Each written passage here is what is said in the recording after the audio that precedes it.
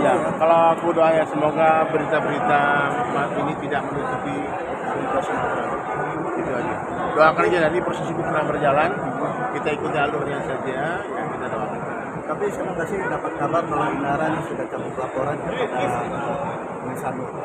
Enggak, ada urusan saya sedang bantu urusan pribadi sedang. Ya, Saya kebetulan dalam urusan ini saya memang tidak ngikutin ya, nggak ngikutin banyak, dan yang bersangkutan juga tidak datang ke saya, tidak pendapat,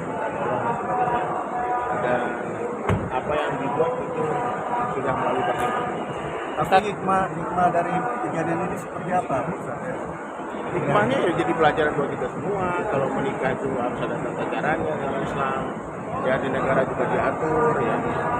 Ya banyak ilmu sebetulnya ya, kalau ini hati-hati sebetulnya kalau orang mau menikah.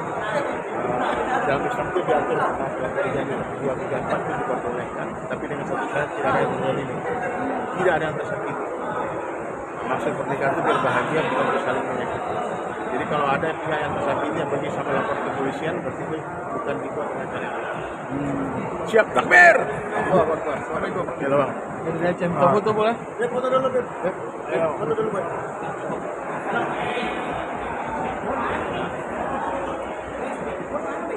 Satu. Ya bang ya. Pokoknya semua bahagia ya. 1, 2, 3. Gimana Pak Ustadz? Gimana? Pokoknya bahagia, nggak boleh ada yang sakit, nggak boleh ada yang tersakiti, nggak boleh ada yang terzolim. tapi menurut pandangan Islam nikah siri itu seperti apa sih baiknya Pak Ustadz? Assalamualaikum. Kok nikah siri sih? Nikah ya nikah.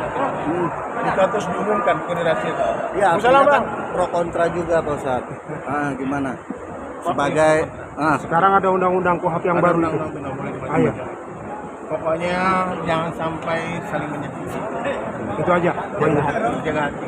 Oke. Ya, kalau teman-teman nih, perempuan yang masuk ke rumah tangga pasangannya, masuklah dengan cara yang beradab, dengan restu. Karena ini urusan pernikahan ini bukan dunia saja, tapi sampai ke surga, sampai ke neraka juga. Jadi kalau sampai nanti ada anak, ada sesuatu bisa diwariskan. Jadi hati-hati. Jadi kalau sudah terlanjur menikah ya silahkan lanjutkan, tapi konsekuensinya kalau masuk ke rumah tangga yang sudah ada pernikahan itu tidak akan dapat izin dari negara. Harus tanda tangan istri pertama. tapi memang harus ada izin istri pertama Pak Ustadz ya? Nah negara kan gitu. Kita tinggal di mana? Indonesia. Nah, Indonesia. Undang-undang. Oke. Terus kemudian soal pernikahan siri itu harus segera diumumkan atau bagaimana? Nikah siri kok diumumkan? Enggak, artinya Nikah itu sebetulnya harus diumumkan. itu makanya. Nah, sekarang kenapa ada sir? Sir itu namanya rahasia bahasa Arab. Kenapa nikah itu dirahasiakan? Itu ada pertimbangan, ada mungkin hal-hal mungkin figur, orang yang kalau diumumkan jadi fitnah, maka dirahasiakan untuk menjadi zina. Salah seorang siri. Tapi kalau seandainya orang nikah dirayakan, meskipun tidak pakai surat itu bukan siri, Pak. Meskipun orang nikahnya di KUA nih, tapi dirahasiakan itu siri. Ustadz, kalau nikah siri itu emang harus istri pertama harus mengetahui atau tidak perlu mengetahui istri pertama tetap menikah atau seperti apa Ustadz? Kalau nikah siri, nikah rahasia diam-diam lah. Siap ya. Assalamualaikum. Waalaikumsalam. Terima kasih.